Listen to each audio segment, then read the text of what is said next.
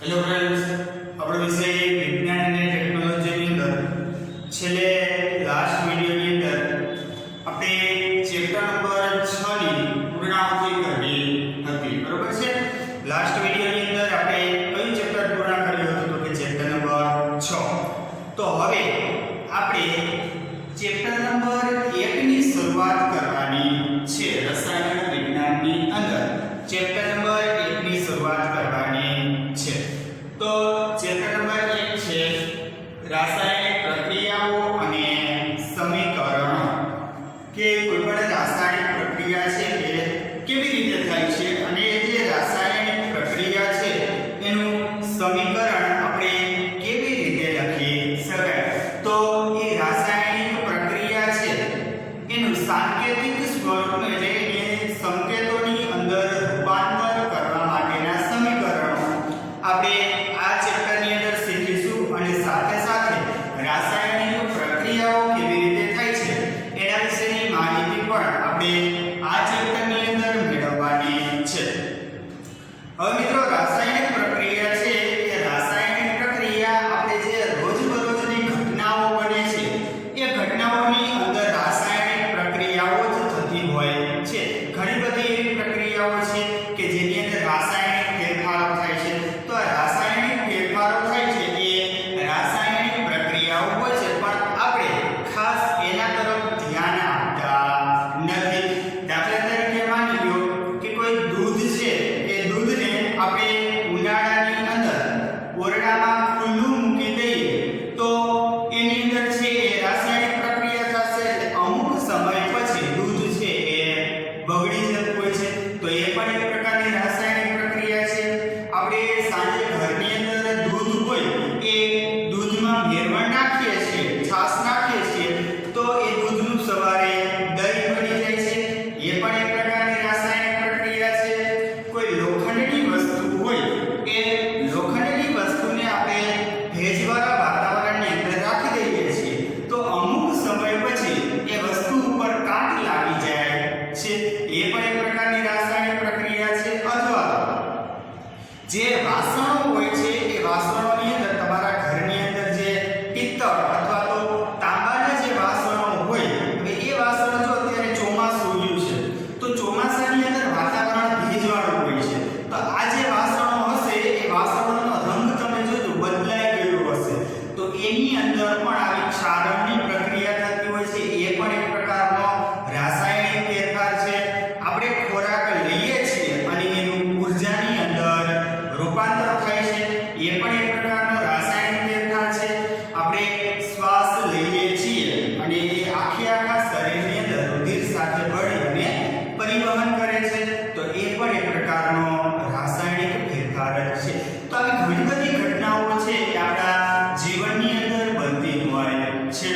તો રાસાયણિક પ્રક્રિયાઓમાં પ્રારંભિક પદાર્થની પ્રકૃતિ એટલે કે એના સ્વભાવ અને તેની ઓળખમાં કંઈક ને કંઈક પરિવર્તન આવે છે. હવે પ્રારંભિક પદાર્થ એટલે શરૂઆતનો પદાર્થ કે જ્યારે કોઈ પણ પદાર્થ ઉપર રાસાયણિક પ્રક્રિયા થશે એટલે એ પદાર્થની જે પ્રકૃતિ છે એટલે કે એનો જે સ્વભાવ છે એ સ્વભાવ અને તેની ઓળખમાં કંઈક ને કંઈક પરિવર્તન આવે છે. હવે માની લો કે લોખંડની વસ્તુ ઉપર કાટ લાગે છે તો લોખંડની વસ્તુ પહેલા હતી એવી ને એવી રહેશે? તો કે ના, એ કથ્થાઈ રંગની બની જતી હોય છે.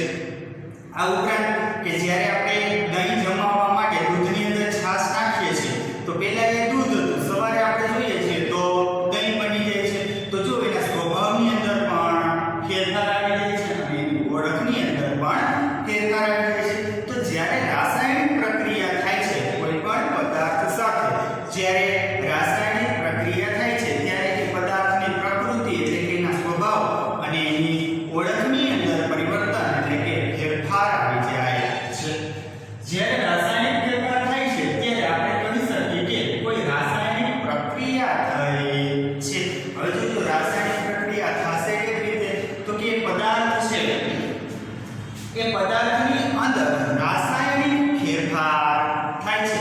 રાસાયણિક ફેરફાર થાય ત્યારે જ રાસાયણિક પ્રક્રિયા થતી હોય છે. રાસાયણિક પ્રક્રિયા થશે એટલે પદાર્થની અંદર કોઈક ને કોઈક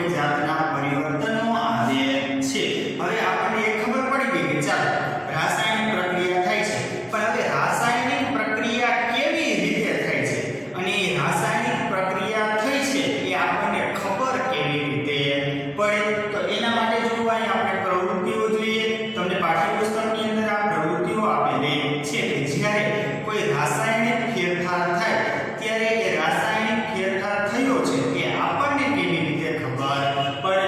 તો એના માટે જોઈએ પ્રવૃત્તિ 1.1 કે મેગ્નેશિયમની પટ્ટીને હવામાં સળગાવી. હવે આ મેગ્નેશિયમ વાળી પ્રવૃત્તિ છે તમે છઠ્ઠા ધોરણથી ભણતા આવો છો કે મેગ્નેશિયમની પટ્ટી લેવાની.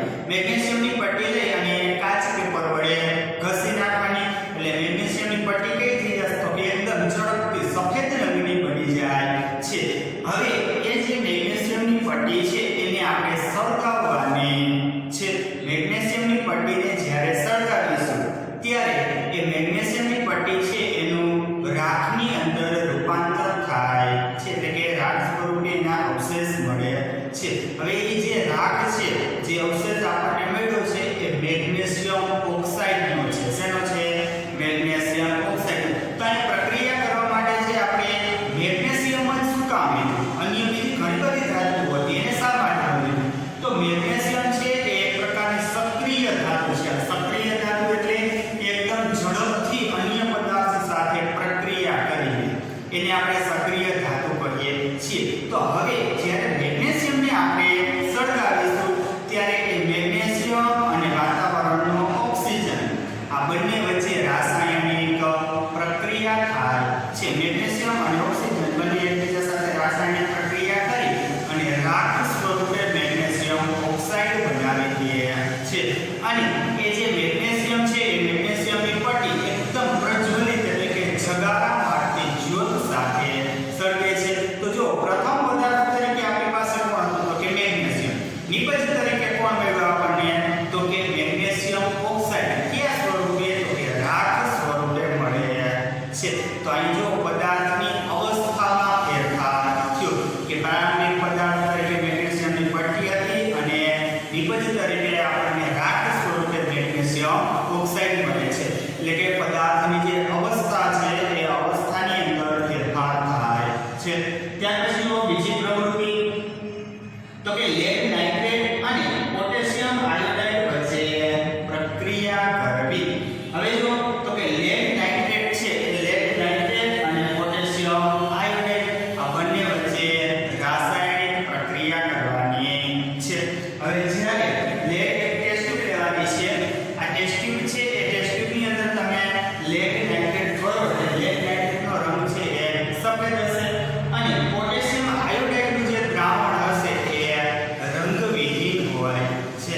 હવે આ લેડ નાઇટ્રેટ અને પોટેશિયમ આયોડાઇડ વચ્ચે રાસાયણિક પ્રક્રિયા થઈ અને જે પદાર્થ આપણને મળે છે એનો રંગ કેવો હશે તો કે પીળો હોય છે. તો અહીં જો જે પ્રારંભિક પદાર્થ હતા એનો રંગ અને જે નિપજ મળે છે એ નિપજ આપણને પીળા રંગની મળી છે. જે દ્રાવણ મળ્યું છે એ પીળા રંગનું મળ્યું છે. તો લેડ નાઇટ્રેટ અને પોટેશિયમ આયોડાઇડ વચ્ચે રાસાયણિક પ્રક્રિયા થાય ત્યારે એના રંગની અંદર પરિવર્તન આવે છે અને નિપજ તરીકે જે પદાર્થ આપણને મળે છે એ પદાર્થનો રંગ કેવો હશે તો કે પીળો હોય છે. એટલે દ્વિવિસ્થાપન પ્રક્રિયા થાય છે. એટલે આ પ્રક્રિયાની અંદર રંગ પરિવર્તન જોવા મળે છે.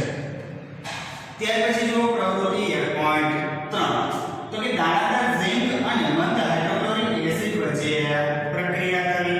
આપણે એક કોનિકલ ફ્લાસ્ક લેવાનો છે.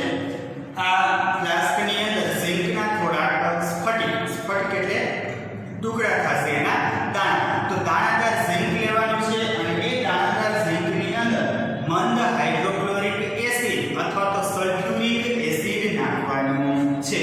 એટલે ઝિંક અને મંદ હાઇડ્રોક્લોરિક એસિડ વચ્ચે શું થશે તો કે રાસાયણિક પ્રક્રિયા થાય છે.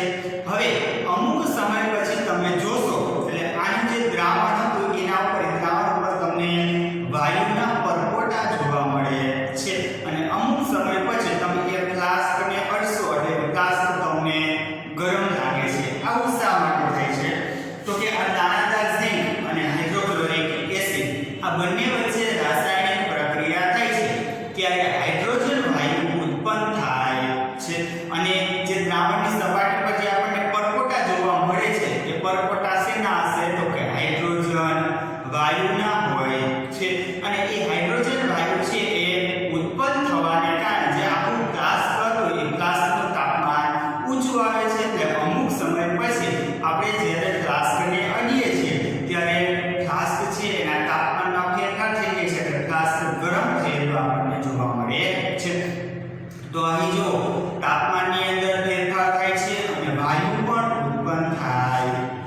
આ પહેલી પ્રક્રિયામાં શું થતું તો પદાર્થની અવસ્થામાં ફેરફાર થતો.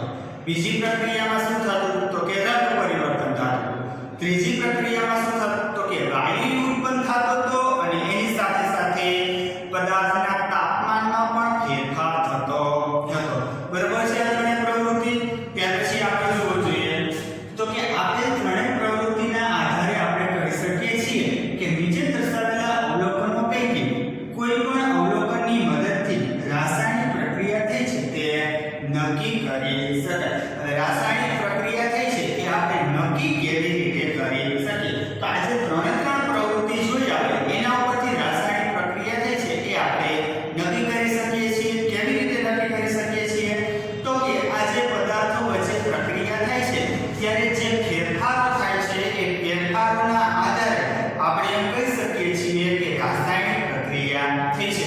તો જોવો છે કયા કયા ફેરફારોના આધારે આપણે કહી શકીએ કે રાસાયણિક પ્રક્રિયા થઈ છે? તો કે પહેલું પદાર્થની અવસ્થામાં પરિવર્તન આવે.